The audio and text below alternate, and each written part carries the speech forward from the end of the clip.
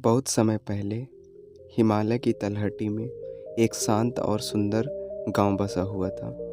उस गांव के किनारे एक प्राचीन आश्रम था और एक बुद्धिमान संत रहते थे, बाबा सातानंद। उनका चेहरा सदैव मुस्कुराता रहता और उनकी आंखों में एक ऐसी गहराई थी जो किसी के भी मन को शांति से भर देती थी। लोग दूर दूर से अपने दुख और तनाव लेकर बाबा के पास आते और उनके साथ थोड़ी देर बैठकर ही जैसे सारा बोझ हल्का हो जाता।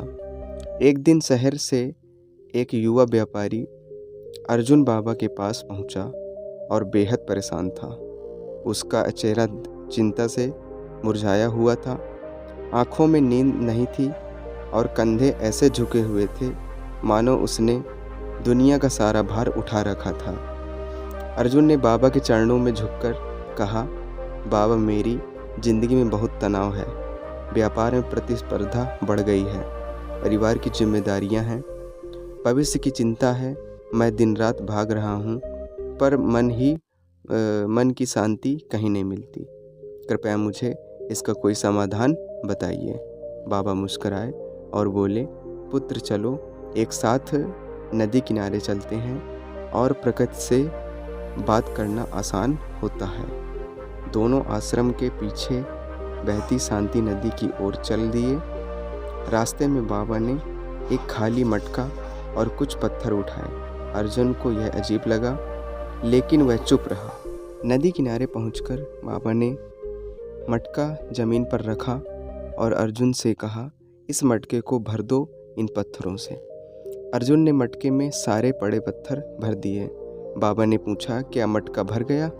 अर्जुन बोला, हाँ बाबा, अब इसमें और कुछ नहीं आ सकता। बाबा ने मुस्कुराते हुए रेत की एक थैली निकाली और उसे मटके में डालने लगे। रेत पत्थरों के बीच के खाली स्थानों में समा गई।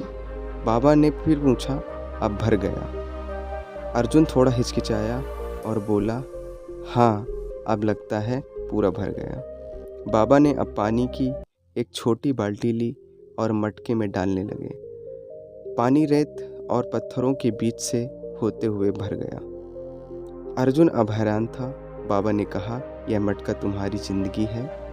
बड़े पत्थर वे चीज़ हैं जो सच में महत्वपूर्ण हैं। तुम्हारा स्वास्थ्य, परिवार, आत्मिक शांति, सच्चे रिश्ते।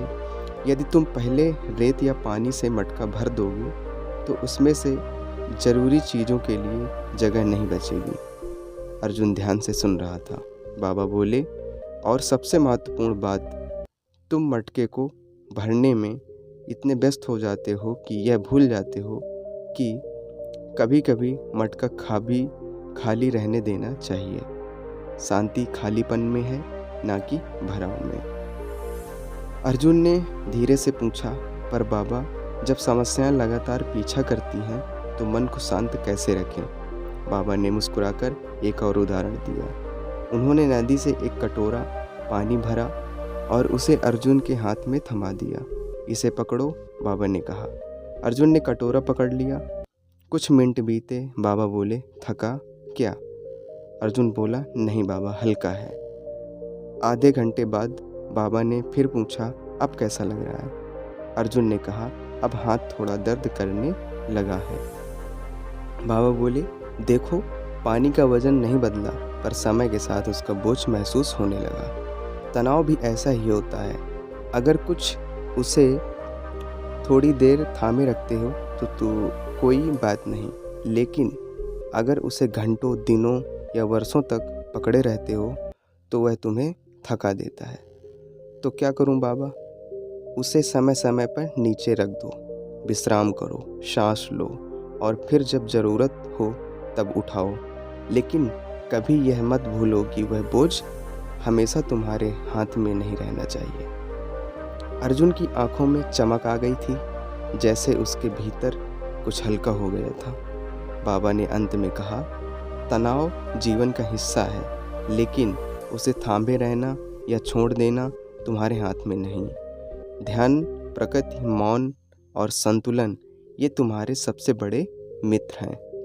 अर्जुन ने बाबा के चरणों में सिर झुकाया और मन ही मन संकल्प किया कि वह जीवन को इस नए दृष्टिकोण से देखेगा और आवश्यक चीज़ों की प्राथमिकता देगा और शांति को खोजने के लिए हर दिन थोड़ा समय खुद के लिए निकालेगा। इस कहानी से हमें जो सीख मिलती है, ज़िंदगी में प्राथमिकताएं तय करना ज़रूरी है। हर तनाव को पकड़े रहना ज़रूरी नहीं, समय पर छोड़ देना ही बुद्धिमानी है।